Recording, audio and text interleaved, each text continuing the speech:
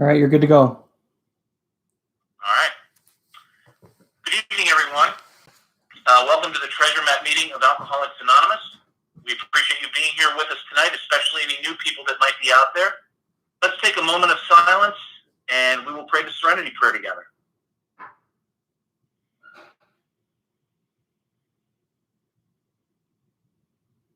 God, grant me the serenity, the things I cannot change, the courage to change the things I can, and the wisdom to know the difference.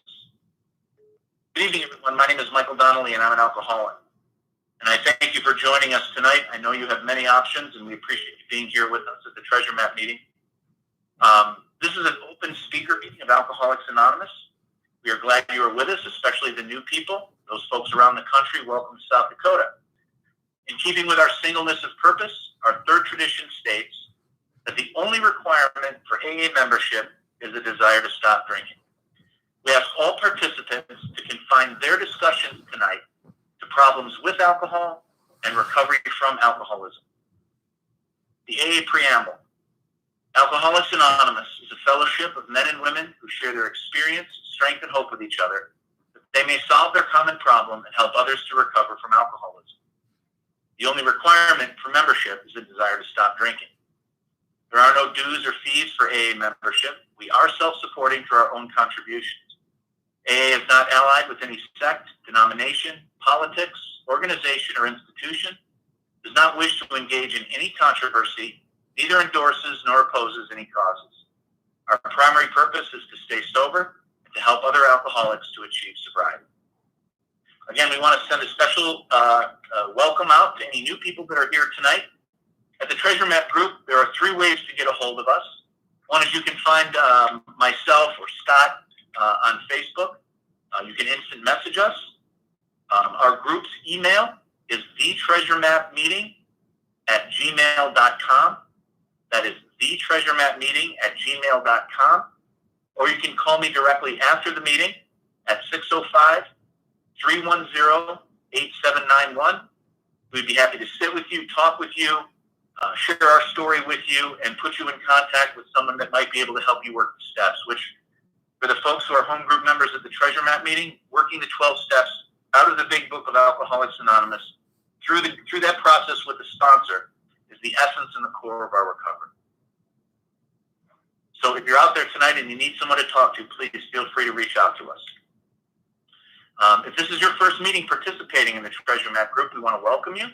This is your very first meeting of Alcoholics Anonymous. Again, we welcome you.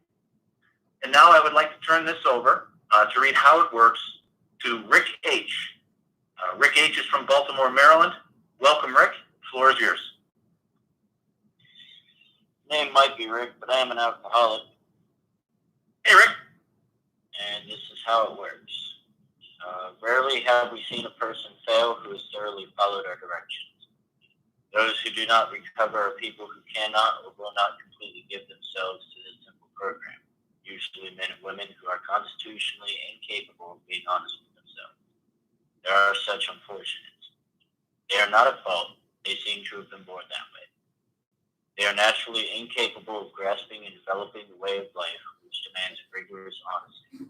Their chances are less than average. There are those, too, who suffer from grave emotional and mental disorders, but many of them do recover if they have the capacity to be honest. Our stories disclose in a general way what we used to be like, what happened, and what we are like now. If you have decided you want what we have and are willing to go to any length to get it, then you are ready to follow these simple steps.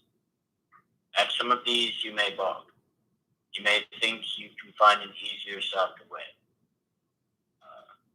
We doubt if you can. With all the earnestness at our command, we beg of you to be fearless and thorough from the very start. Some of us have tried to hold on to our old ideas, and the result was nil until we let go absolutely. Remember that we are dealing with alcohol, cunning, baffling, and powerful. Without help, it is too much for us. But there is one who has all power. That one is God. May you find him now. Half measures availed us nothing. We stood at the turning point. Throw yourself under his protection and care with complete abandon. Here are the steps we took, which are suggested as a program of recovery. 1, we admitted we were powerless over alcohol, that our lives had become a mess. 2, came to believe that a power greater than ourselves could restore us to sanity. 3, made a decision to turn our will and our lives over to the care of God as we understood. 4, made a searching and fearless moral inventory of ourselves. 5, admitted to God, to ourselves, and to another human being the exact nature of our wrongs. 6, were entirely willing to have God remove all these defects of character.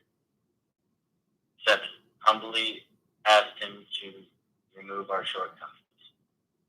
8, made a list of all persons we had harmed and became willing to make amends to them all. 9, made direct amends to such people wherever possible, except when to do so would injure them or others. 10, continued to take personal inventory and remove wrong promptly admitted. 11, sought through prayer and meditation to improve our contact with God, praying only for knowledge of His will for us and the power to carry that out. And 12, having had a spiritual awakening as a result of these steps, we tried to carry this message to others, especially alcoholics, and practice these principles in all our affairs. You may exclaim, what an order, I can't go through with it. Do not be discouraged. No one among us has been able to maintain anything like perfect adherence to these principles. We are not saints. The point is that we are willing to grow along spiritual lines. The principles we have set down are guides to progress. We claim spiritual progress rather than spiritual perfection. Our description of the alcoholic, the chapter to the agnostic, and our personal adventures before and after make clear 3 pertinent ideas. A, that we were alcoholic and cannot manage our own lives. B, that probably no human power could relieve us of our alcoholism. C, that God could and would if He were Son. Thank you, Rick. Appreciate that. Tradition 7 states that every AA group ought to be fully self-supporting, declining outside contributions. If you would like to make a donation to the Treasure Map meeting, we do have online giving to be respectful and to honor our 12th or our 7th tradition. For your support or any support that the Treasure Map meeting does receive from its home group members, we want you to know that does help pay our rent, coffee, snacks, literature, etc., in this case IT. Plus, we happily support our local Sioux Falls intergroup, South Dakota Region District 5, statewide Alcoholics Anonymous Area 63, and we do make regular donations to the General Service Office in New York for the Worldwide Alcoholics Anonymous. Now, please welcome our friend Jamie O. From Cleveland, Ohio, to read the 12 traditions. Jamie? Hi, Jamie Alcoholic. 12 traditions. 1, our common welfare should come first. Personal recovery depends upon AA unity. 2, for our group purpose, there is but one ultimate authority, a loving God, as He may express Himself in our group conscience. Our leaders are but trusted servants, they do not govern. 3, the only requirement for AA membership is a desire to stop drinking. Tradition 4, each group should be autonomous except in matters affecting other groups or AA as a whole. 5, each group has but one primary purpose, carry its message to the alcoholics who still suffer. 6, an AA group ought never endorse, finance, or lend the AA name to any related facility or outside enterprise, lest problems of money, property, and prestige divert us from our primary purpose.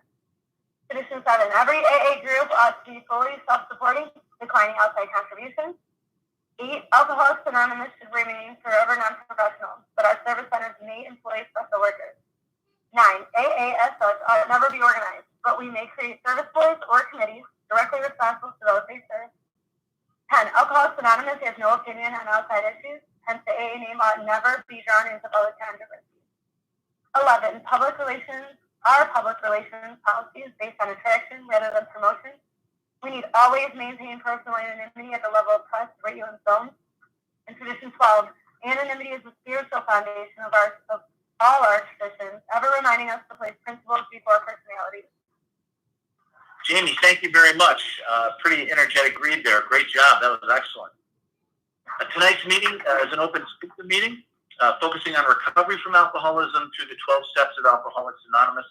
as they're written down in our big book. Tonight's short speaker is Brian P. from Middleburg, Ohio. Brian and I met a little while back. He's a good man with a good story. And I'm going to pass the floor over to Brian. It's all yours, Brian. Thanks, Mike. My name is Brian Petronic. I'm an alcoholic. Hi, Brian. I really appreciate you asking me tonight, Mike. It's an honor, and it's an honor to be invited to do anything today, especially something that's involving Alcoholics Anonymous. For a long time, I was not getting invited places. I would show up, but to everybody's dismay, but it's not been my experience lately, and I appreciate it a lot. Through the grace of God and the fellowship and the program at Alcoholics Anonymous, I celebrated 11 years of sobriety on April 20th of this year, which I never in my life saw coming. It's been a heck of a journey, a heck of a life, and it continues to be. I have a home group, the Olmsted Falls Men's Group of Alcoholics Anonymous. I like to say that I'm a member in good standing, just to stroke my ego a little bit. I think that pretty much just means that I'm sober and active at my home group. It's an important meeting to me. I think it's the greatest place to be on a Wednesday night, and we're guys that get there early, have a speaker meeting, and then stay late and talk with each other. And there's a fellowship around that's just been so beneficial, and so you learn about friendship and the realities of life, and get through a lot of stuff with people. It's a great group. I do have a sponsor, and I do have a relationship with a higher power today. I don't want to spend, it's like the kiss of death. I don't want to spend a ton of time drinking, so I'm going to not do that. But I drank for 17 years, from 14 to 31. I started off as a troubled kid, troubled once alcohol entered in. Prior to that, I was all right. And, I had my moments, but it wasn't anything like when the drinking started. My first few drinking experiences were bad, and they're the kind of stories that when you tell people that are not in AA, they wonder and ask you what was going through your head that you ever drank again. And so for those 17 years, it's sort of a lather, rinse, repeat of alcohol, no alcohol, alcohol, no alcohol. And at the time early on, I would have told you that I just wanted to drink, and I didn't know anything about powerlessness or unmanageability. I didn't know anything about that stuff. And so I was convinced I was living the best life I could, and I had my problems, and I like to play on people's sympathies, and like what I was becoming was really manipulative, and my life just continually got darker. And there were bright spots during those years. Like I had moments of clarity where, I literally would have this thought pop into my head that, boy, you're traveling down the wrong path, and you need to stop. And that voice would get quieted really quickly, and I'd be back to drinking again. I'm not sure where exactly it happened, but something shifted in me, like my mid-20s, and there was this physical craving that started that was out of this earth. It was the kind of thing that, like, if I drank, there were certain situations where I was only able to have a couple drinks, and my body would be knotted up. Like I would be fit to be tied. No amount of water would do the trick. I'd be going out of my mind, and that's a big part of my drinking is those dry periods. I would slowly and sometimes quickly just get crazier and crazier until I broke and I was back to drinking. There was always that call, like that siren's call of drinking, and when that happened, the further along it got, like my drinking is full of consequences, and those consequences I don't believe make me an alcoholic. But like my mind shadows that stuff. My mind tells me that it's going to be okay. My mind tells me that, like statistically speaking, Brian, how many times can you possibly get arrested? And so I think I might have broken some stats there. I don't get too much into the details of that stuff, but it's part of my story. Like I was at a certain point given every reason to never drink again. Extreme examples of why I should never drink again.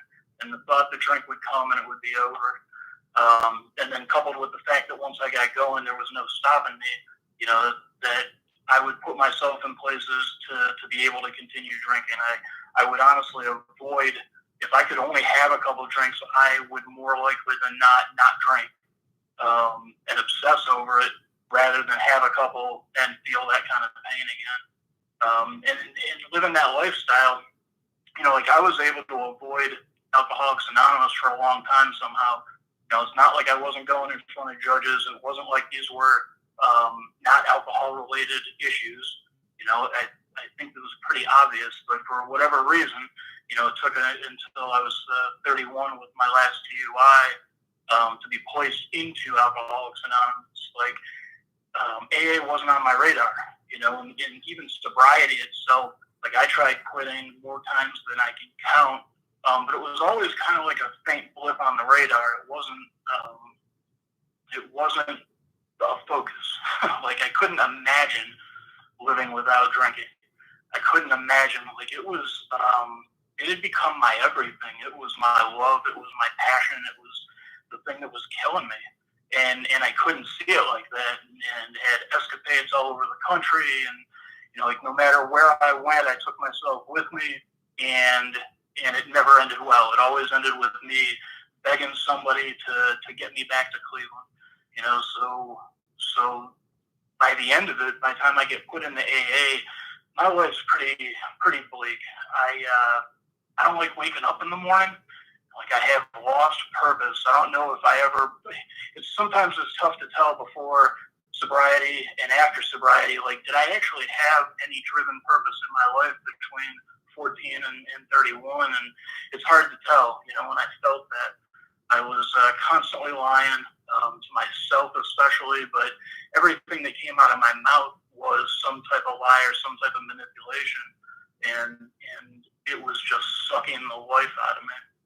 And of course, physically, the way that I drank, it was taking a serious toll on my body and on my mind.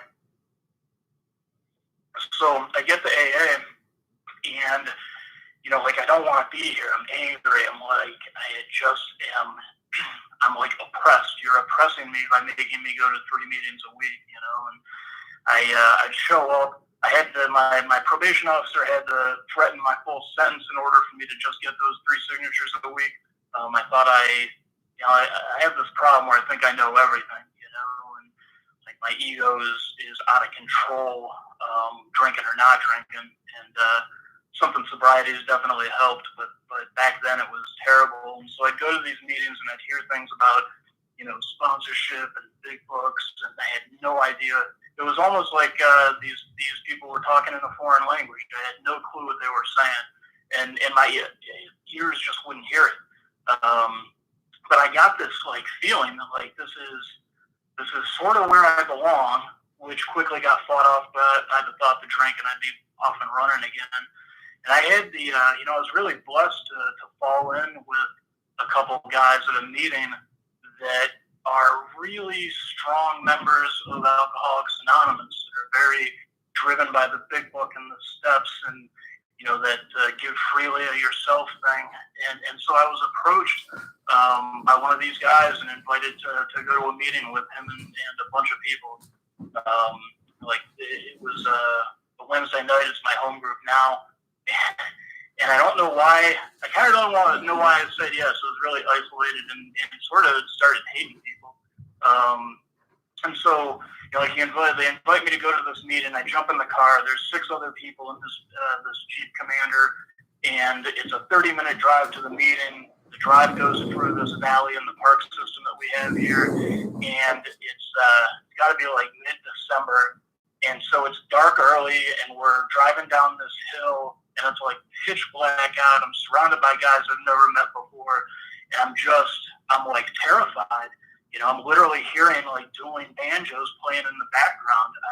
My head was a mess. I really couldn't understand that these people had my best interest at heart, because I hadn't had anybody's best interest at heart for so long. I didn't know what that was. Like I heard my friend Sammy in Virginia said something along the lines of, AA picked her up out of the gutter, loved her until she was capable of loving others. And I was probably about a year and a half, 2 years sober when I heard that, and it floored me. And I think about that, and that's those car rides, you know. Those guys would pick me up. I couldn't drive at the time, so I had to be taking the meetings. And they were going out of their way and spending time with me. And you know, like, I just wasn't with it. I was defiant. I didn't want to do it. I didn't want to do the deal. I wanted, like, the rewards, but I didn't want to do the work. And, you know, like, so I didn't stop drinking, you know, and it took a while.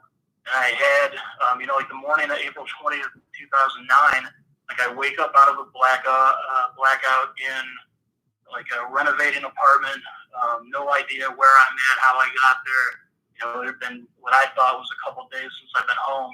I was able to figure out that it was Monday morning, get a call into work with a cooked up story about why I couldn't show up, and you know, and then had to call. I was living with my mom at the time, and had to call to see if I had a place to live, and like all the while cooking up stories in my head. And I've been doing this for years. You know, it's so exhausting. And on the flip side of that, this is something I've become aware of in sobriety. Is that, you know, like I paid a price to be in Alcoholics Anonymous for sure, but the real price got paid from the people closest to me. The real price was paid by my mom and my uncle and anybody that cared or loved me. Like I was stealing things way deeper than money and property. You know, like I was stealing serenity, I was stealing peace, and it was only in sobriety that I could see that that's what was happening. You know, and so I get back to the house, and you know, she goes over the details of what happened over the weekend, which I to this day don't recall, and I don't have enough time to get into that story tonight. But you know, it was shocking. It was behavior that had not happened before, and it was violent, and it terrified me. And I felt terror before. Like my first blackout was terrifying. The first night I spent in jail was terrifying. You know, but it seemed like the more I did those things, the easier it got, or at least the less I felt about them. The number I was getting, my conscience was getting quieter and quieter. But like what she told me shattered everything inside me, and I didn't know what to do. But I knew that there was this community of people that had been sober, and maybe the stuff that they had been telling me in those car rides and those meetings, maybe it was worth not fighting them anymore. Because I really wasn't willing to get past powerless and unmanageability. You know, I don't think I was really willing to concede to my innermost self that I was an alcoholic, but I could see where I was vastly different related to these people. But any negotiation of a higher power, God, it wasn't going to happen. And that morning, that changed. You know, like there was like this pinprick of light in the darkness, and it just changed. And not like some crazy epiphany where all of a sudden I'm this prayerful guy that's, you know, going to be a monk somewhere. You know, like my days started out over the next like 2 weeks. I was staring at my ceiling on my back and thinking about how terrible my life was and how terrible I was, and hating waking up still. And at the end of all that rumination and just venom, you know, like God, can I please be sober today? You know, and so I was stringing along some days again, you know, and at the end, I had been able to like clench my fists and grit my teeth and make it through some time of not drinking. You know, like my binges were incredible. I had done some daily drinking for a while in my late 20s, but by the time I got to AA, they were bad, and my body was so shot between them that I don't think I could have physically kept up with the drinking I was doing. So, you know, like we get to about day 9, and like I'm getting off the bus, coming home from my job, and I'm supposed to be walking to my mom's house, and I'm not. And you know, like I find myself in a bus stop. It's the beginning of May in Cleveland. It can be anything from 80 to 40 and rain. And that year, 2009, it was 40 and rain, and I'm sitting in this bus stop across from a bar that that I go to a lot, you know, and I don't want to drink, and I don't know what to do, and that bar is warm and it's calling me, you know, and like my head's telling me, dude, just go in there and dry out and call somebody. You don't have to sit here in the bus stop getting wet, and like I'm crying, and it's just a rough time, you know. I'm making these phone calls, and like I just get frustrated to the point where I call out to God. I'm gonna die if I go into that bar, and I could really use some help.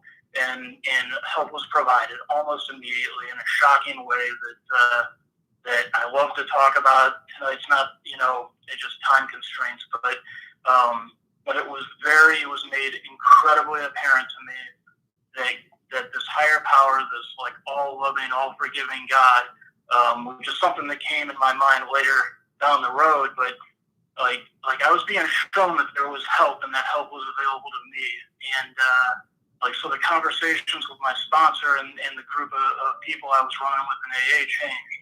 You know, now it was becoming very step driven, and now, you know, like there was a recommendation to start not on my back in whatever thing I was calling prayer at the time, but to actually start my day in prayer on my knees, and maybe to do a little more than ask God to keep you sober today. You know, maybe ask Him for some direction, and maybe ask Him for some help, and maybe go over your plans with Him. You know, and over the course of the next couple of weeks, man, there was these instances where like I'm like, you know, I'm praying. I'm like, God, I'm doing this. Unless you got a better idea. And like by the middle of the day, I got a phone call from a guy, and now I'm going to a meeting I wasn't planning on going to. You know? Just little things happening over and over and over again. And like my step experiences are powerful. Like my third step, I can close my eyes and smell and hear it. You know, it's like I'm right back there again. And I know that's not everybody's experience, but boy, I'm glad it's mine. You know, like glad I can recall into my mind these experiences in AA that promote my sobriety and my relationship with God. You know, and I didn't want to, you know, like I was gung ho about writing an inventory until I had to do it. And thank God for the men and women at AA who were honest enough to tell me that if I don't do this stuff, I'm going back to the life I had, you know, and so I did, you know, like I was working the steps actively in Alcoholics Anonymous with a sponsor out of the Big Book, you know, and I think that those beginnings were huge. I attribute a ton of the fact that I'm even able to talk here today because of how I was treated in the time that was gifted to me. And like I didn't wake up. It was funny. I didn't wake up this morning thinking I was going to be doing this. And I think it was like 3 or 4 like shot me a message and asked me if I'd do it. And you know, like yes is what I've been taught. You know, whether I want to or not, and I enjoy doing this. So it's not hard to say yes to some of this stuff. But you know, when Alcoholics Anonymous calls, you know, more often than not, I should be saying yes, and then I have like experience to share. You know, that's just something that I've learned over the course of 11 years of sobriety. Like I've had a ton of cool things happen to me. I was sponsoring a guy. I was a couple of years sober, and we were working on his 4th step. And we said some prayers about honesty and lifting the veil from his eyes so that he could, you know, like see his past accordingly, so that he can put it down without, you know, his mind telling him not the right things. And so we're praying for honesty. And we break. It's the middle of summer in Cleveland, which can be really humid and really hot. And so we're going to the market to pick up some drinks and some fruit. And we stop by an ATM because the place we're going to is cash only. And I drive up to the ATM, and I'm allowed to drive now, by the way, which is a huge deal. So I'm driving and insured, which you know, I can't say that for a lot of my drinking. So we pull up to the ATM, and there's a message on the ATM that says, "Would you like another transaction? Yes or no?" So like instantly, being the career petty criminal that I am. I know that card's in there and I can pull cash out. And, you know, like I would love to say that my first thought was like this really altruistic thing, but no, my first thought was I wonder what the balance is in that checking account. And so I look immediately over to him and explain the situation. He's looking at me, and I'm like, dude, we just sat like 10 minutes ago saying some prayers for honesty, and we're being put in a position to act on it, you know? Like, how often does that happen? It's never happened to me again in the course of any ATM I've used in the last, 9-10 years. So we get the card, take it back into the branch, and leave. So we go to the market, and we get our stuff, and we're in a line, and there's this guy in front of us that's like super chatty, and I'm feeling pretty good, and I like to talk, so I'm chatting back and forth with this dude, and the cashier gives him his total, and he says, I think you might have misrung that, and he turns and looks me dead in the eye and says, I try to practice honesty in all of my affairs today. I don't know if that guy's an AA. I don't know this dude from Adam, and so I looked at my spot see, and he's like on the floor, like he got knocked off his feet, and like I look at that, and I just have like concrete proof that something's going on, and that's been happening like the course of my sobriety when I've been paying attention, and so that was an impactful day for me. That was an impactful day for him, and like my life is better as a course of that, So like the spiritual life isn't a theory; it needs to be lived, and so like that's one of the things I try to adhere to. Like I've been given a design for a living that works, and when I do apply that, which is more starting to become, like I don't know, man, some of this in my life, but the more I practice the principles that are contained in that book, the better things are. A couple of years ago, I would have told you that I was going to die very single and very alone. And, I just put my effort into the program and into helping people. Like my wife literally falls out of the sky, and we've been married for just over 2 years, together for about 6, and she's the best thing that's ever happened to me next to sobriety, and so like I have been given an opportunity to live. Like I wake up and I don't want to not be around anymore. I want to be here. I want to participate. I keep trying to, I'm not trying, I keep reaching out for help. I remember early on getting told to stay teachable and don't think you know it all, and so that's what I'm practicing. I love Alcoholics Anonymous. I thank you, Mike, again for asking me. This is a huge deal for me, and thanks everybody for listening. And thank you. Thank you, Brian. We appreciate your story. We're going to take about a 5-minute break. We're going to come back, and Ron M. from Ellison Park, Pennsylvania, will be our long speaker. So feel free to do whatever you got to do. Get a drink, go use the facilities, whatever, grab a smoke, and we'll be... Thanks.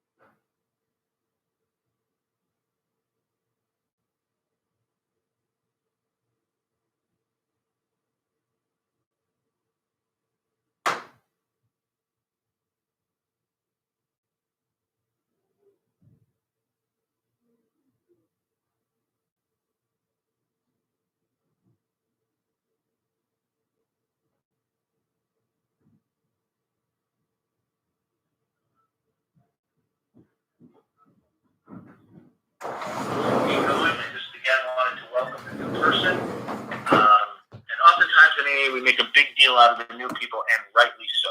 Rightly so. And we also make a big deal out of those folks who have been with us quite a while. We call those people old timers. But there's a big gap sometimes between the new people and the old timers.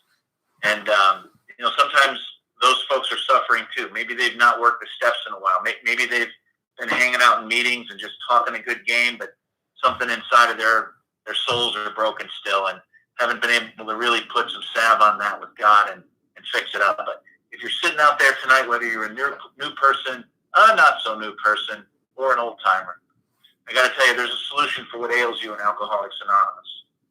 And it's in that big book. And if you're looking for some help to walk through that, if you need someone to talk to tonight, there are 3 ways that you can reach out to us here at the Treasure Map Group.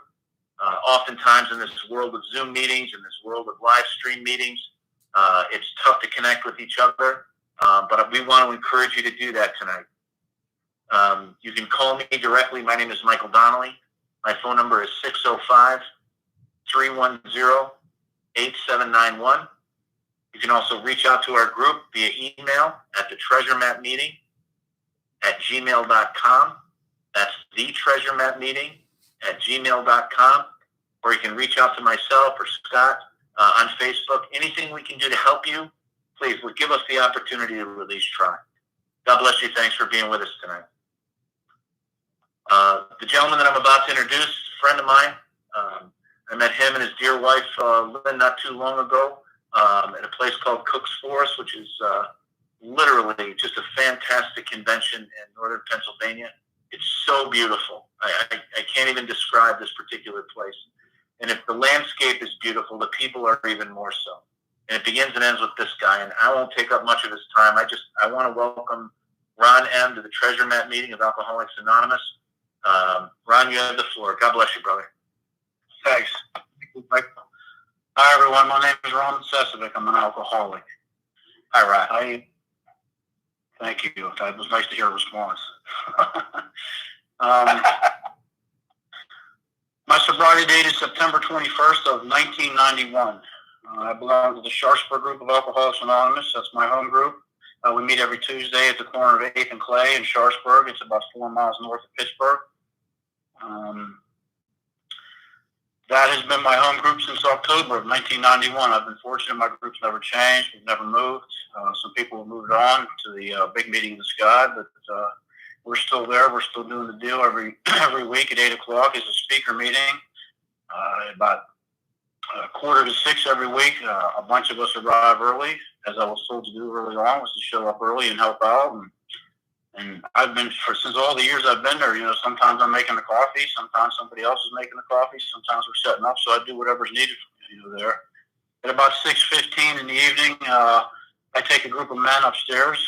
Most of them are men I sponsor, or men that they sponsor, or, on down the line. And every week I read the big book to my guys. That's been a very, very crucial part of my sobriety. When I first came to Alcoholics Anonymous, the big book of Alcoholics Anonymous was so baffling to me. It was so baffling. The words, the phrases, the way it was worded. I needed something. And as I began to meet good people in Alcoholics Anonymous and learn a book, I felt it was my duty to share that with other people. So every week, every man that I sponsor, when he asked me to be a sponsor, I ask him a couple questions. The first one is, are you willing to go to any length to stay sober? And if they agree to that, then I said, well, good, you'll be here on Tuesday every week at 6:15, and I'm going to read you the big book. And I read them the big book from beginning to end. The beginning of the book, in my opinion, where I start, is the spiritual experience. And I walk through the spiritual experience, and we go right to the doctor's opinion on the first night. And I think it's crucial that everybody that comes to Alcoholics Anonymous has a strong understanding of what the obsession of the mind is. Physical craving, the allergy is the phenomenon of craving that makes us alcoholics. I really, I didn't sign up to be an alcoholic. I wanted to be a heavy drinker. My childhood was a beautiful childhood. Is now exiting.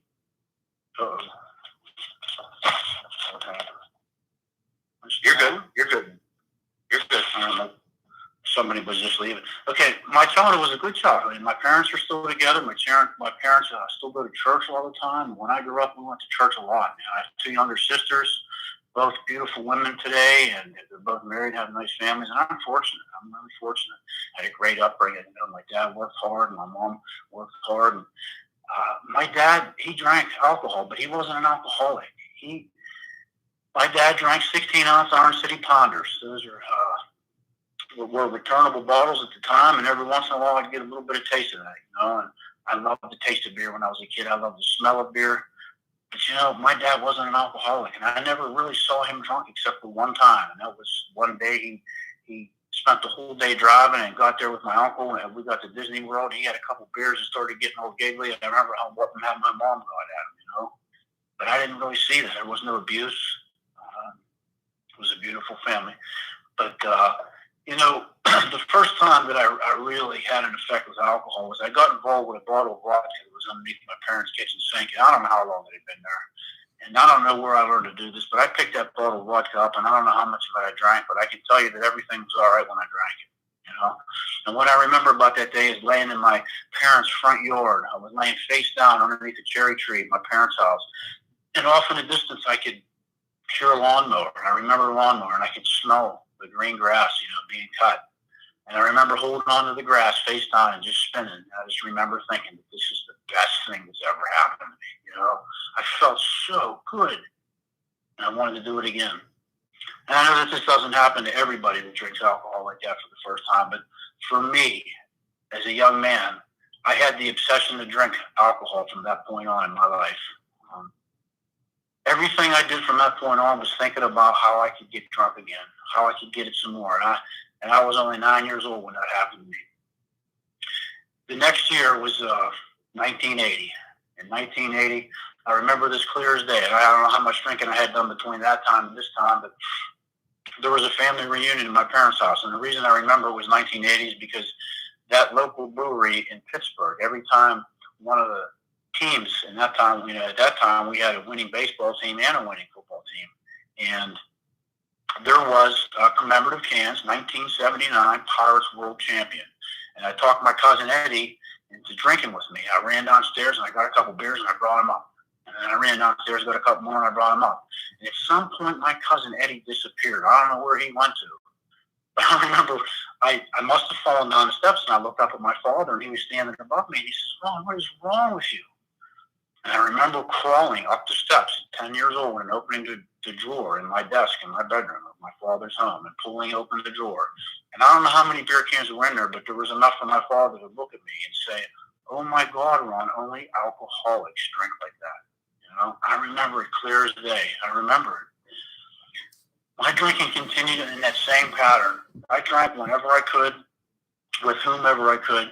And when you're that age, and I don't know about most people, there wasn't any bars. I grew up on the edge of the suburbs near the country, and there was no bars near my house that was serving me. And we did this little thing that we called garage hopping when I was a kid. Garage hopping meant we went from house to house, and we went into the garage, and we did. We took whatever we could take, case of beer. Sometimes there was maybe a half gallon of vodka or whiskey or something, and people kept it in their garage. I was to find out later that the police do not refer to that as garage hopping. That's called burglary. But I had a lot of issues. I had a lot of issues as a kid because I had this obsession to drink, and this obsession to drink would cause me to make decisions that were extremely poor. I did bad in school. I didn't have a good attention span. And I got involved in a lot of outside issues when I was a kid.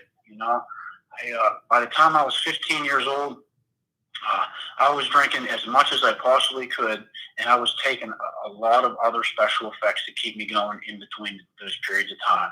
I was failing school. I had to take summer school between 7th and 8th grade in order to move on. And, by the time I was in 10th grade in high school, my life was absolutely in shambles. And it just seemed to me at the time that everybody else in the entire world had a problem with my drinking, but I really didn't. And I felt that if everybody just left me alone, I would be okay. I would be okay. They just didn't seem to understand. But they kept sending me to counselors and therapists and detention centers.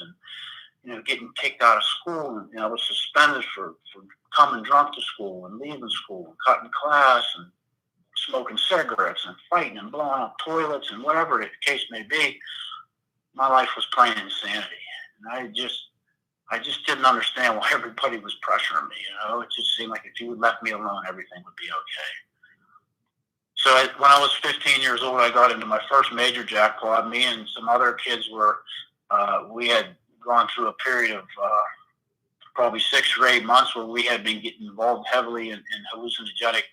We would take this stuff, and then we would drink the entire time we were doing it. We drank the whole time. And anyway, I ended up getting into a situation where I was standing in court, and my buddies had told me before I went to court that if I told my parents I had a problem with drinking, that they would send me off to rehab, and I wouldn't have to go to the detention center, because at 15 years old, I weighed about 90 pounds, and I was terrified to go to the detention center. I just didn't want to go. I was terrified. And looking back on it, my entire life was rolled by fear and the decisions that I made to try and compensate for those fears.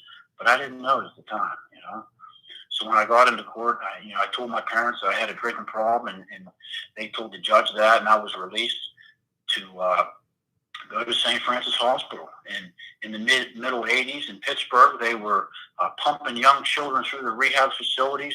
Lots of kids were coming, and I went.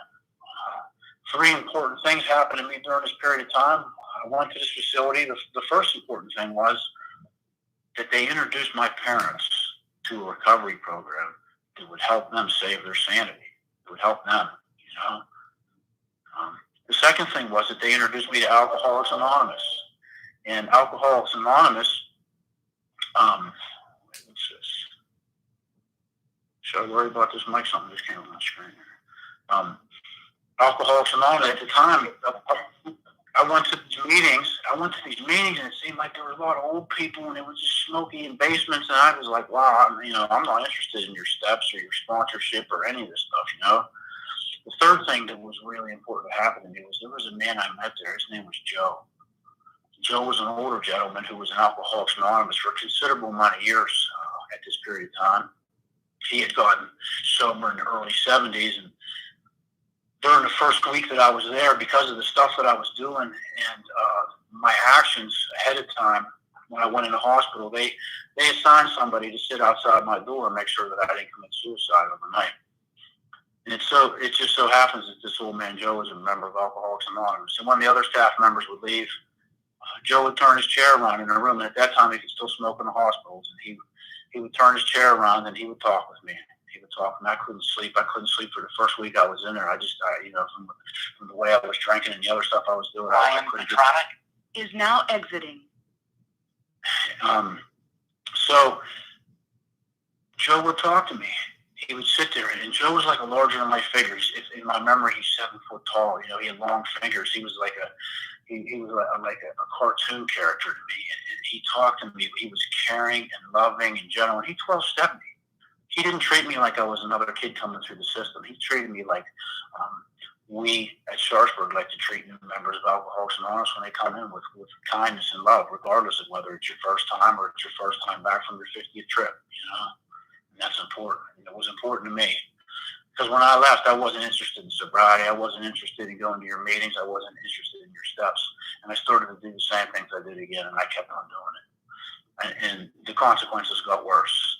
And the facilities that I went to got worse and longer. And the counselors and the therapists, and the damage that I did to my family was not ending. I was not the kind of drinker who could just go out and have a couple of drinks and come home with a buzz and go to sleep. My nights generally ended with me falling asleep, passing out underneath a pine tree, or waking up the next morning at the local police station or on my mother's porch. And I was a blackout drinker. And from the time I was a teenager, I peed my pants.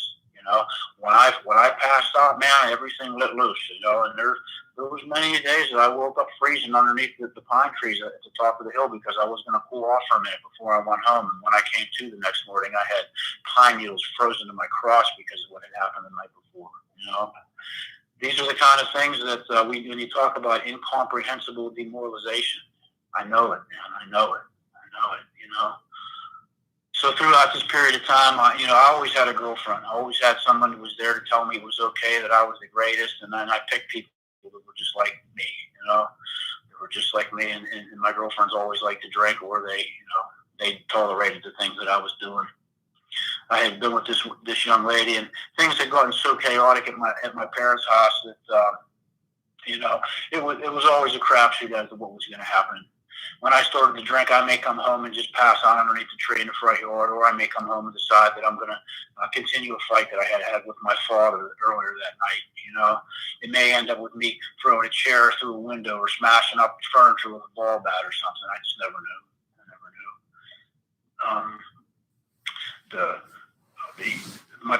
It got to the point where my parents asked me to leave. I was 17 years old, and my parents told me that I could no longer live at their house. And back in the 80s, I guess that wasn't the same as it is today, because I tried pulling that same thing with my son a few years ago, and the cops kept bringing him home.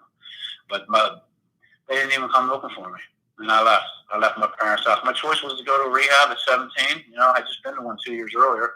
Was to go to rehab or to get out of the house. And some of the things that occurred between that period of time, I can remember vividly. I was being escorted out of my high school. I was at the beginning of my 11th grade year of high school. I was being escorted out of my high school in handcuffs by the police. And I remember looking and seeing my little sister as I was going down the hallway. And my little sister was crying. She was trying to climb into her locker. She was trying to get away from the shame. And I looked at her and I thought, what in the heck is she crying about, man? I don't know why I'm leaving in handcuffs. I never stopped to think that the things I was doing in my life were affecting anybody else. I didn't think about it, I didn't think about it. And I can remember on another occasion when my mother came to pick me up from school. I was being suspended from school, and when we walked back to the house, when we got home, she picked a plunger up and she just started to hit me with this plunger. She does not know what to do with me. Everybody did not know what to do with me, So now I'm staying at some friends' houses for a couple of days, and I end up living at this girl's house for a little while. And my life is just chaos. Like I said, I'm a blackout drinker, so a lot of what happens the night before, I don't remember. And so I'm living at this girl's house, and her dad's a heavy drinker. Her mom's a good enabler, and I'm thinking that everything's going to be just fine now. Nobody's going to bother me. Nobody's going to mess with me. But I was still there. All my fears were there. Everything that I had in my entire life, pretty much, in a material basis, was gone. I had no family, and I never stopped to take a minute to think that maybe I should call my mom after not being there for a month or two. I didn't think about that. And after I was at this girl's house for a little while, like I said, I was a blackout drinker, and I don't know about you, but it can be hard for me to piece things together. I came to one morning on the side of this girl, her family's house, after I had been living there for a little bit. I came to in the morning, and I was curled up in a ball, leaning against the side of the house. And my pants were wet, and they were filled with rocks. And I had no clue what had happened the night before. But I did have this overwhelming feeling that I should not go into the house. Maybe you've had that feeling before, that something, that feeling of impending doom, I shouldn't go in there. And I didn't. I waited for her to go off to school. She was a few years older than me. She was in college. And I went in, I grabbed my stuff, and then I left. At this point, I had nowhere else to go. And it was at the end of the summer of this year.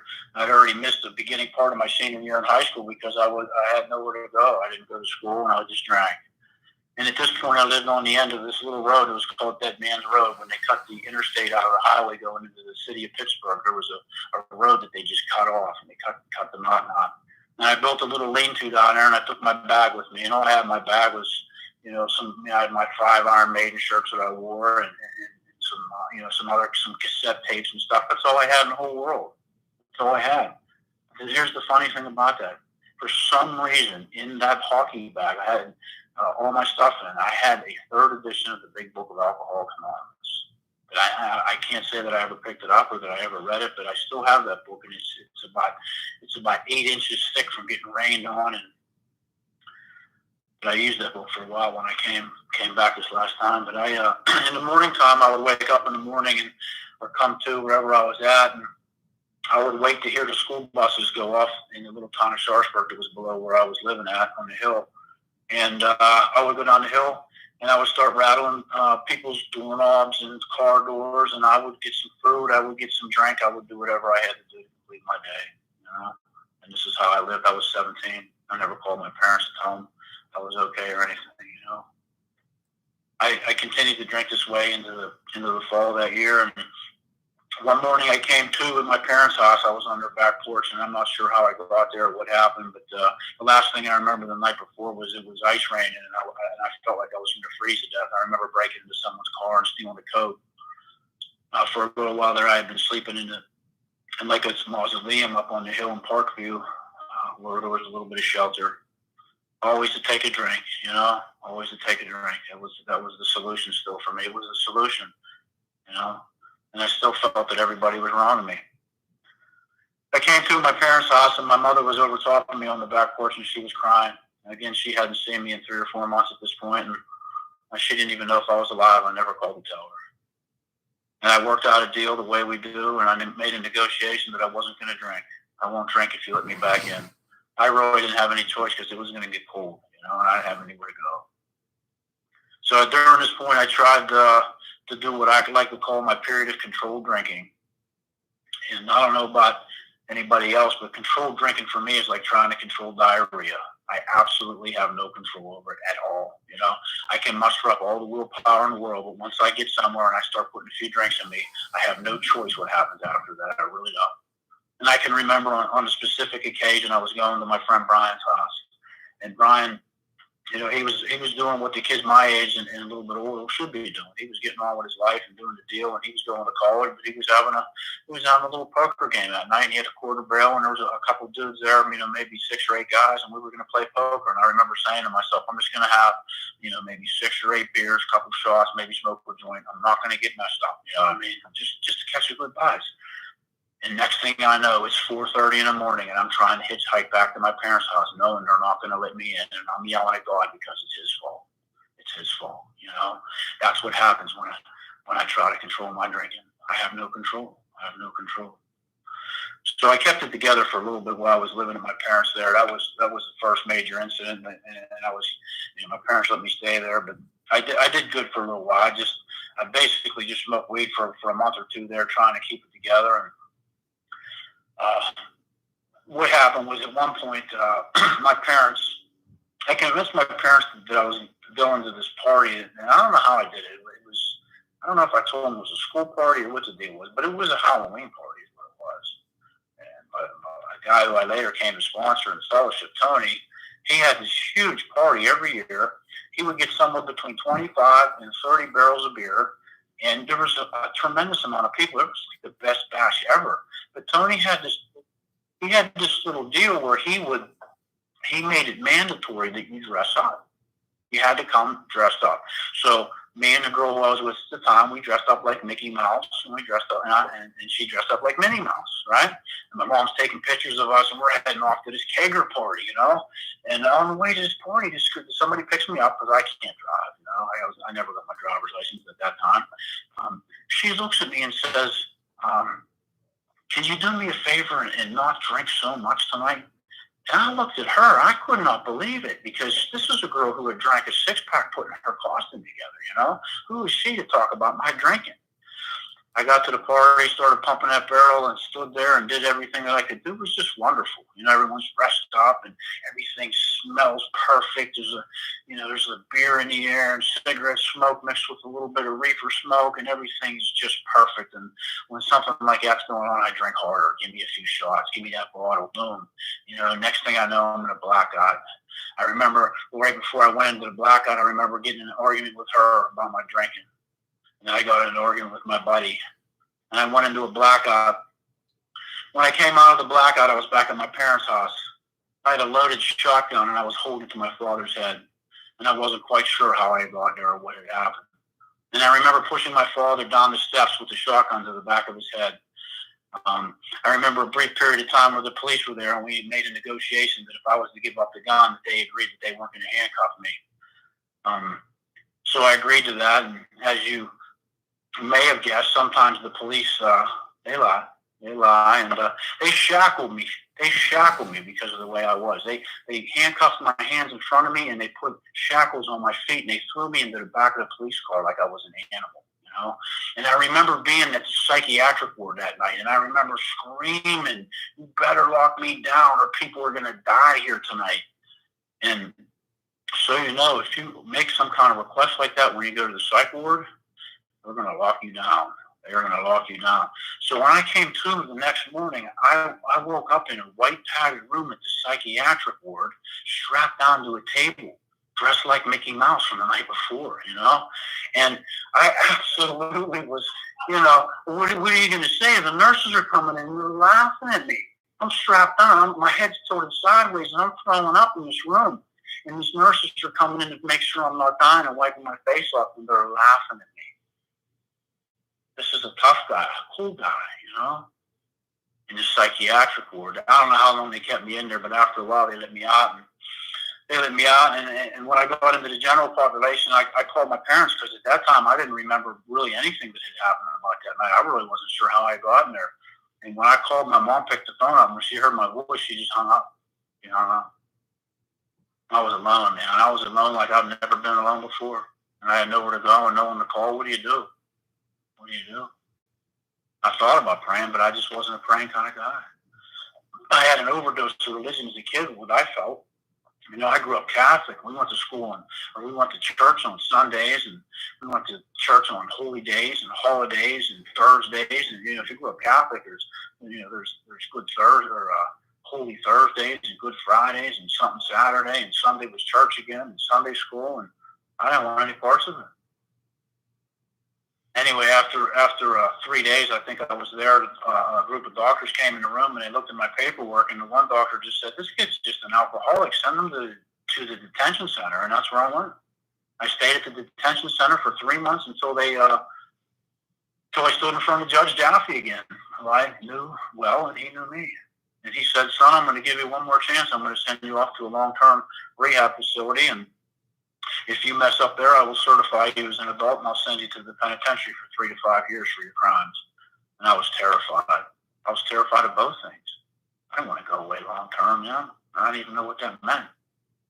But once I got there, I got in with people that were just like me, and I figured the deal out, you know. I figured the deal out. And it never occurred to me that I was in there because of alcoholism. I figured I get a bad deal in life. You know, if everybody just left me alone, everything would be okay. You know, and after I'm there for a little bit, you know, it's a 12-step type of program, and they're doing this, and you know, we're looking at you know, the chalk talks and going through the Johari's window and all that kind of stuff that you do when you go to rehabs. And after I was there for a little bit, I do well. You know, I blend in, I do what I have to do. I got a little job with the in the kitchen at this facility. There was 125 other men there, young men. You know, everybody was 18 and under. And what I discovered was that they had yeast, and with a little bit of yeast and a little bit of fruit, I can make things happen. You know, I made it happen. And I had my little brewery there, and my what could have been a much shorter term ended up being longer because I could not say no to drinking. I still felt that if I drank, it would be okay. It made me okay. It did. I managed to get enough time together when I left there. I stayed there for 11 months and 22 days. And when I left there, I went to a halfway house facility on the north side of Pittsburgh. And at this point, I was just kind of keeping it together. I was keeping it together, and I still had a drink rattling around in the back of my head, I'm going to be honest with you. But I did get a home group in Alcoholics Anonymous, and I did participate in some AA meetings while I was there. I was able to graduate from high school at that point. They gave me a diploma from the school that I was in, and you know, I went to my high school graduation because my parents wanted me to go, I think. But what I can tell you is I wasn't there for my senior year, and I wasn't there for part of my 11th grade year. And I got all dressed up and stood there with kids who I didn't really know because I didn't spend that much time with them. They weren't really my friends. My friends were all in the penitentiary by then, or they were in Schumann Center. But I remember standing there and thinking, and this is after everything I just told you, that I would have given anything for a drink that day just to make the feeling go away. I was so full of fear. What were they thinking about me? And it was insanity, you know. My mind was still like that. I went to AA for a while. Good things happened to me because I was a young kid, and I just didn't drink. You know, I just didn't drink. I wasn't really in AA. I just went and did some socializing, went on afterwards. And today what I know is that there's AA and there's a lot like AA. And what I was doing was similar to AA. You know, I was just showing up. Nothing was happening. But things got good in my life because I wasn't drinking for a little bit. I got a new truck, not a new truck, but a new truck to me. I went back to my parents' house very briefly when I left that facility. I got my own apartment and I met a new girl, a nice young girl. She never saw me drink. She did not know who that Ron was. And what happened was the facility that I was at, they invited me to come back and speak. And so I went back and I spoke there. And then the woman who was in charge of that facility, she asked me if I would be willing to go on a Christian radio network with some other young kids that were in recovery and talk about recovery. And my ego says, yeah, I'll do that. Now, mind you, I knew nothing about recovery. I really didn't. And I don't know what I was telling people, but I did it. But I did it anyway, you know. And next thing you know, we had done the Christian network thing on the radio. Then it was television shows. We were doing local television shows, Pittsburgh's Talking, Evening Magazine. And I really don't know what I was talking about, to be honest with you. I'm afraid to think of what I was talking about, to be honest, because I didn't know what recovery was. I really didn't know. But anyway, this, of course, leads up to another drink again. And during this last phase of my drinking, I began to do all the things that I had said I would never do. I would come to meetings of Alcoholics Anonymous. I was 16, 17, 18, 19, 20 years old, and I would say, well, I haven't lost my house yet. Well, I never had a house, I never had a DUI because I never had a vehicle, And I never hit my wife because I was never married. All these things. So I picked the drink up again, and I can tell you that on the night that I picked that drink up, I had convinced myself, and I had convinced this young lady that had never seen me drink before, that everything I just told you about was just a phase I was going through. I was young, I was a little bit wild back then, and that this would be a completely different situation. I believe, in a doctor's opinion, it talks about the number 3 alcoholic, that after a period of time, I believe that I really didn't have that big of a problem, that I could safely drink again, and I believed it. And the first night I went out, I had 3 of the best tasting Budweiser drafts that I ever had in my life. They were so good. And I remember going home and thinking, see, I got this under control, man. I can do this. I'm a social drinker. And the next night I went up to the Loop Lounge up the street from where I live at.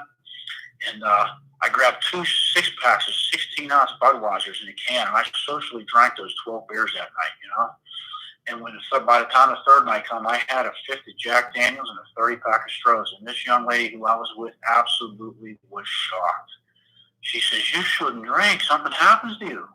She's right.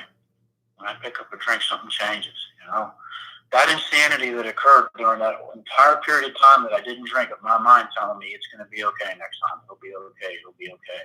I never had any kind of spiritual fix for that. And for a guy like me who has the obsession to drink like I do, if I don't change somehow spiritually, if I don't change my perspective on life, I will eventually pick up a drink again.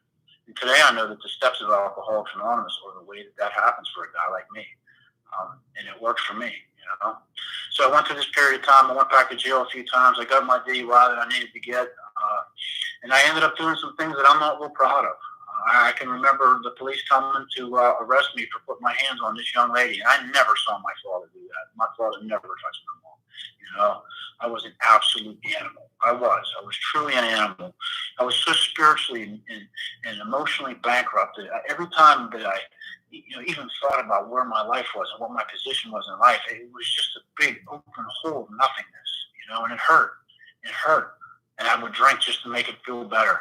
I would get 2 or 3 days of not drinking together, and then she would say something, and I would say, that's it, and I'd end up down at Al and Helen's, and Helen was an old woman at a very dark bar up on the corner, and when I came in there, she knew what I needed, and she would pour me a highball glass full of Windsor all the way up to the top. Some days after 2 or 3 days of coming out of my skin and just needing to drink so bad, I would watch that glass fill up in the reflection of the mirror, and I would get a sense of ease and comfort sometimes just watching it and waiting for that thing to come, I get 1 or 2 in me, and it's okay. It's okay, and I'm off again, And I continued this cycle for a while. At the end of my drinking in September of 1991, I was drinking one night at the Loop Lounge. It was up the street from my house. It was a yuppie bar. most of the bars in Sharpsburg that were the next town down that I used to like to drink in, I was not allowed to be in. I was physically removed from them in bars forever and ever. So I'm drinking in the Loop Lounge. At this time, I probably weigh 100 pounds, and probably 20 pounds of that's the long red hair that I had. I had an Iron Maiden shirt on and my work boots, and I was drinking in the Loop Lounge. And the Loop was also a restaurant facility, and that night they were having a award ceremony for the Mr. Pittsburgh. There was a bunch of bodybuilders in there, and they were having their award ceremony. They just had their dinner, and they were having some drinks. And there was a bunch of guys walking around with medals around their necks, and their necks were as big around as a phone pole, and they had quadriceps that looked like a tree trunk, you know. And I don't know about you, man, but when I start drinking, I like to learn martial arts, and I get really tough, you know. So I come out of the bathroom, and like Mr. Pittsburgh, and, you know, he has to be 250 pounds and with a neck like a phone pole. I says, hey, buddy, get out of my bar stool, you know? And this guy outweighed me by 200 pounds probably, and he just laughed at me. And I took a lit Marlboro cigarette that I had in my hand, and I stuck it in the back of his neck, told him to get out of my thing. Well, you can imagine what happened. He didn't need to get his friends involved in this whole situation, but me and his friends went outside and had a little talk, which consisted of them kicking me a whole lot. And I got saved by a local police officer that night. That was Friday night. Next morning when I came to, I was at home. I was pretty busted up. But I had been more busted up, you know. And I was sick, but I had been sicker. Spiritually, I was totally gone. And I looked at this young lady who was such a beautiful young girl. You know, and all I wanted to do was spend my life with her and make it right. That's all I wanted to do. And I looked at her and I said, I'm done. You know, she had heard me before. I'd been coming back and forth to AA meetings and quitting forever and doing it. And she cried, and I cried too, man. And I stayed home and shook this one out. You know, it was another 3-day detox at home, and it wasn't any worse than the ones that I had done before. Anybody that's ever had a physical withdrawal from alcohol knows what I'm talking about. It was an ugly situation. I had been off work because I had injured my hand in a hunting accident. I cut the tendon in my one hand. On Tuesday morning, I remember waking up, and for the first time, I was able to keep a little bit of water down. You know, that was the first time, and I had been dry heaving for days. I ate a little bit that afternoon, and I made a conscious decision to go to the Tuesday night Sharpsburg meeting of Alcoholics Anonymous. And I walked down the steps that night, and at that time, most of the meetings in Pittsburgh were smoking meetings. And as I walked down through the steps, there was a layer of smoke that you walk through in the room. And when I rounded the corner from the steps, I looked, and there was that old man who had sat beside my bed all those years earlier, Joe. And when I walked to the edge of the door, Joe looked over at me, and his face lit up. And he said, hey, kid, it's great to see you. It's good to see you. Come on in, you know. He didn't stop, and he didn't look at me. He didn't say, hey, did it get any better, or how did it go out there? He opened his arms to me. And I had been there before, man. I had been there drunk. It was like my first time, you know. And he loved me. And the other men in that meeting, they loved me too. You know, I was unable to love myself. And what I can tell you about the first months of my sobriety was it was absolute insanity for me. The obsession to drink was on me every day, and I white-knuckled my way through it because I would not get on my knees and ask God to help me. They tricked me into going to a conference, an AA conference in the wintertime, and I went there, and man, I was coming out of my skin the whole weekend. I just absolutely, the obsession was not on for me, you know, and I white-knuckled it through. And I made it through that winter and into the spring, and they tricked me into going to a second conference. This is the spring of 1992. They said, come on up to Cook Forest. And I could dig that, man. You know, I thought, yeah, it's up in the forest. I can do that. I grew up fishing and hunting, and that was, you know, that was my, for a period of time, that was everything I wanted to do when I was a kid, was fish. That's all I wanted to do. And so I went up and spent a weekend with all these people up in the woods, 1,000 alcoholics up for this conference. And the first part of the whole weekend was absolutely miserable for me. It was miserable. All I could think about was getting a drink. I really could, you know. And then when we were getting ready to go on Sunday morning, I was rolling up my sleeping bag. There wasn't a bed for me, so I slept on the floor in front of the fire. And overnight, one of the fire had popped, and this little ember came out, caught my sleeping bag on fire. My stuff was wet because it rained all weekend. I was so ready to go, and the guy came up to me and said, hey, kid, we got one more meeting, and then we're going to go home. And I was like, oh, man, I'm not going to go to another meeting. And then he smiled. He says, hey, it's a God as I understand the meeting, you know. And I got sick to my stomach, and I could feel the puke coming up in my throat, man, because I didn't want any parts of it. I really didn't. It had been raining all weekend. When we got down into the valley, anybody that's ever been to Cook Forest knows that you get down into the valley, and you're right in the middle of the virgin timber forest. And if you can see, those of you that are on Zoom see that picture behind me, that's what the sunlight looked like, fingers coming through. It was foggy, and it was starting to get nice out, and the sun was coming through. And I sat back in the bushes with the cool guys with my glacier glasses on, and an old guy got up in front of it. And he introduced himself. He had a real scratchy voice. And what he did was he explained a little bit about the meeting. And then he gave an explanation. He said, if I call you up for this meeting, I want you to come up and I want you to just tell us a little bit about what you believe in as far as your God goes. And he says, you don't have to believe in the God of your parents, and you don't have to believe in my God. You can choose any God. You can make your own conception of God. And I've heard that before. I really did. But for some reason that morning in the valley at Cook Forest, I started to cry. I started to cry, and it moved me. It moved me, man. And when I came back home after that conference, my sponsor couldn't make it that weekend. I called him up and I told him what had happened. He said, well, we got to get moving. My life was in shambles at this point. I was sober, and I had the obsession to drink, and I still had it. And I was absolutely nuts. He told me to get on my knees and ask God to keep me sober for that day. And if I was willing to do the same thing at night, I would thank him. And we were to get moving. My buddy showed up at the Thursday night meeting, and he was all smiles one night. And at this point, I was sober almost 8 months. And he came through the door, and he smiled. I said, hey, Tony, what's up? And he goes, hey, I just came from the monastery. I did my 6 steps tonight. And I could feel that puke rising up in my throat again. I absolutely was not willing to do anything like that. I wasn't. But for some reason on that night, I thought, and they started to palm me, these guys at the meeting. These men, they love me. This was a Thursday night meeting.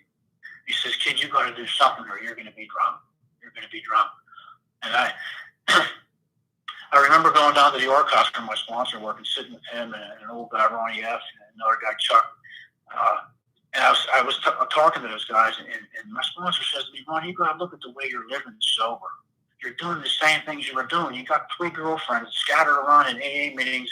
The only thing you're willing to do is drive a new girl home from a meeting. You won't do nothing else. You won't help anybody. You won't say a prayer. You won't work any steps. So I started to write a 4th step, only because the pain of drinking seemed a little bit worse at that time, and I started to write. And when I went to that meeting the next week on Thursday, I walked through the door, and the guys at that meeting, they asked me, did you start the 4th step? And at that point, I had written it all, man. I was done. I got real indignant about it. I'm like, I'm done, dude. I'm done, man. And they're like, well, you got to do a 5th step then, And I thought they meant like right then, So I got in my truck, and I went down the hill, and I went up the other side to where the church is that I was never, ever going to go to again for the rest of my life when my parents took me as a kid. And I knocked on the rectory door, I knocked on the door, and this young priest came to the door, and he was like putting his collar on or taking it off, I don't know which, and he says, can I help you, son? And I was like nuts. I had written down all this stuff about myself, but for the first time in my life, I had written down my resentments, but I was going to look at where I was at fault. I was looking at my fears for the first time, and I had written down where I was at fault, and I had never in my life stopped to look at it. And I was coming out of my skin, my sexual misconduct, the people I had harmed. I looked for the first time in my life at where I was at fault. And by the time that priest came to that door, I was ready to go. And he said, can I help you, son? And I was like, I got to talk to you right now, man. I was coming out of my skin. And he was like, he had this look on his face. He was like scared. And he brought me in, and he sat me down in this room. And he said, go ahead. And I handed him that big, thick, wide 3rd edition I told you about that was all rain soaked. And he read it, the part where it talks about doing the 5th step and why he did that. I started to puke everything right up on him. I started to talk about my resentments and the causes of them and what my part was in it. For the first time ever, I revealed to another human being the exact nature of what my wrongs were, And we went through this whole process, and I don't know how long it took. But what I can tell you is in the end, I sure as heck didn't know what I was supposed to do next, and he didn't know what to do. I'm thinking like, what do we do? Like smoke a cigarette now? I didn't know. But he gave me some penance, and I went off and called my sponsor. And what he told me to do next was to open the book to where it says 6 and 7. And I did that just as it says in the book. And it only took me a few minutes to do that. And I began to write a list of names of people that I had harmed. I wrote this list of people I'd harmed, and I began to make amends. And what I was told, and what it says in the book of Alcoholics Anonymous in step 10, is that I am to begin to live this way of life as I clean up the past. I am to begin living steps 10, 11, and 12 in my life as I make my amends. It says it clearly in the book. And I began to do that. And I made some amends to people. And they hurt, man. I made some amends to people that I didn't like. It hurt, you know. I make amends to my parents on a daily basis the best that I can. They're living in my life, you know. I make amends to people that I can no longer see, or people that I hurt and I don't know, by being kind to as many people as I can. One of the biggest principles that I feel is necessary for me to work in my life is that last part of step 12, and practice these principles in all my affairs. Because I can be a superhero in an AA meeting. I can tell you all kind of really fluffy stuff and make myself look really good. But when I come home, am I still that same man? Am I still that same man when I'm at work? Am I still that same man when I'm just in the grocery store? Those are the things I have to do, you know. I spend a considerable amount of time walking other people through the book. The big book of Alcoholics Anonymous has been a key to opening things up for me. And once I understood what was going on in there, I felt it was important for me to share that with other people. And I've been blessed enough to be able to do that pretty regularly. I love the big book. You know, I oftentimes talk about step 11, and I tell people, you know, people ask me, you know, when you're sober 28 years, you know, what kind of prayer are you involved in? I says, you know what, the kind of prayer I'm involved in is the kind of prayer it says on page 86 and 87 in the book. I keep my prayer and meditation to exactly the way it is in the book of Alcoholics Anonymous. Sometimes do I expand on it? I do. And does my meditation go outside the bounds of what it says on that page? It sometimes does, you know. The meditation in the book is real clear. I'm to look at my day. I'm to think about my day. And every night before I go to bed, I kneel down, and the first thing I do is I thank God for keeping me sober, and then I review my day. I ask myself, where was I resentful? And I don't know about you, but when I have a resentment, it's right there on the tip of my tongue. It's up to me to take action. I have to find out where was I dishonest during the day? Where was I afraid? You know, I go down that list just as it says on page 86 and 87. I do those things. And I have to call my sponsor and talk to him, you know. My sponsor's sober quite a few more years than me, and when I call him, I can be a superhero to all the young men and all the men that I sponsor, but when I call him, he puts me right back where I need to be. He lets me know that it's my God that keeps me sober, and it's only through my actions that I will continue to be graced with the gift of sobriety. As long as I walk forward, I will get those gifts, you know. In my sobriety early on, I struggled with some anger issues, and I like to talk about this because I know some other people have gone through this. A lot of the men that I have sponsored have been through this. I was having a hard time, you know. And during this period of time, I was at the apex of my career. I'm a carpenter, and at that time I was a superintendent. And I was building the hospital, and I was in charge of everything and all the men. And everything in my life was probably the best it could be from looking from the outside. But I would come home, and I would allow the anger to overflow into my family life. And I treated my parents, and I treated my wife, and I treated my son in a way that it wasn't conducive to the last part of step 12, all of my affairs. And you know what? I struggled with this for a long time, and my wife finally said to me one day after I had said, I've been praying about it. And she says, Ron, faith without works is dead. Sometimes you have to do something different, you know. And on page 133 in the Family Afterward in our big book, Bill Wilson specifically tells us that if we have issues that we haven't been able to fix, and I'm paraphrasing, of course, that we need have no hesitation to seek outside help. He says there's plenty of doctors and psychiatrists out there that will do the deal. And so I did. I finally conceded, and I was sober for quite a few years at this point. I was sober almost 15 years. And I went to see a doctor. I only spent a little bit of time with this doctor, and he helped me to use the principles of Alcoholics Anonymous to get a control on my rage and my anger issues. And once I was able to do that, it opened up a whole other world for me. Now, my wife's an Alcoholics Anonymous. She's going to have 26 years sober this year, and my son is also an Alcoholics Anonymous. And we went through this period of time where I knew that something was wrong with my son. I began to see him do the same things that I had done, only he was doing them earlier, and he was getting in trouble worse.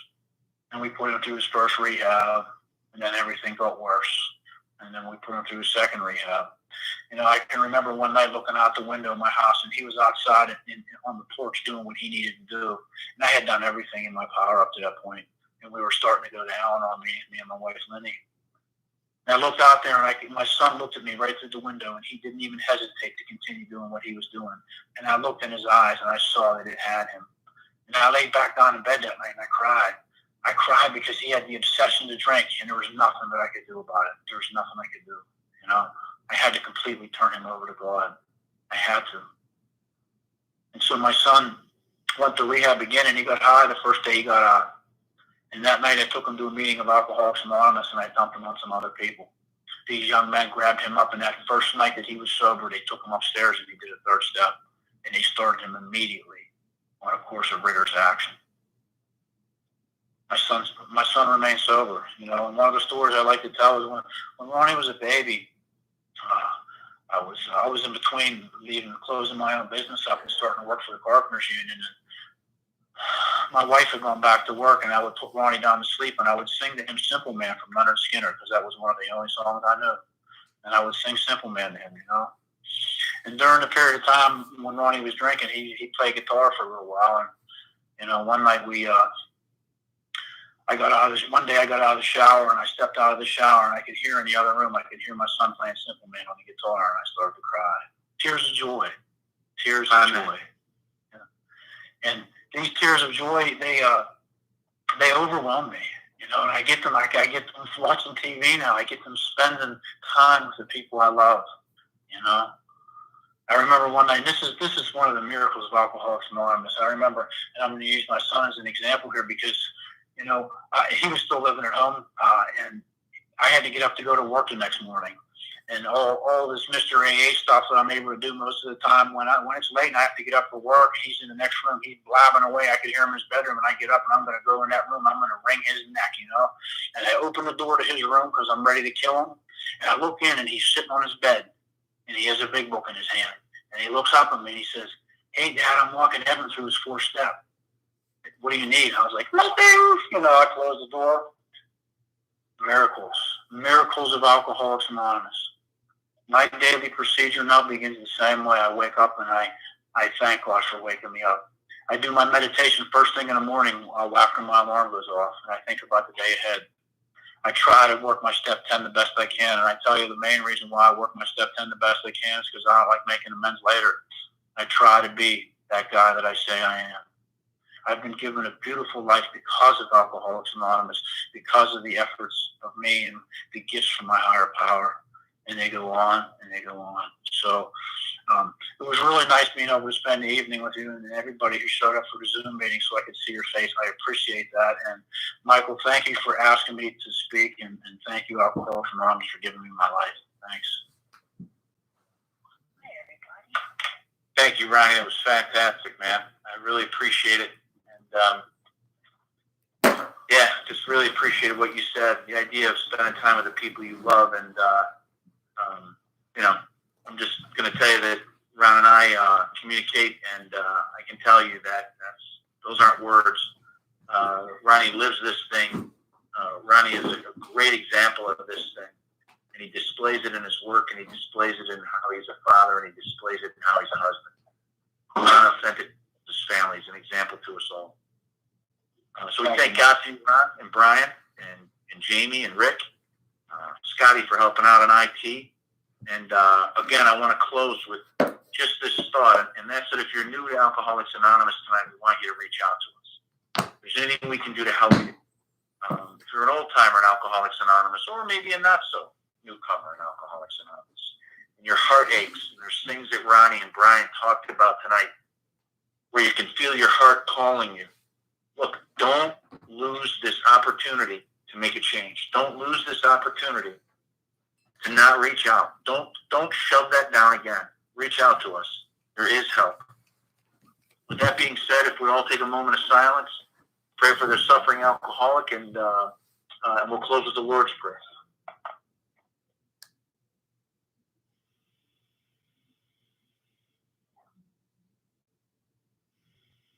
Our Father, who art in heaven, hallowed be thy name. Thy kingdom come, thy will be done, on earth as it is in heaven.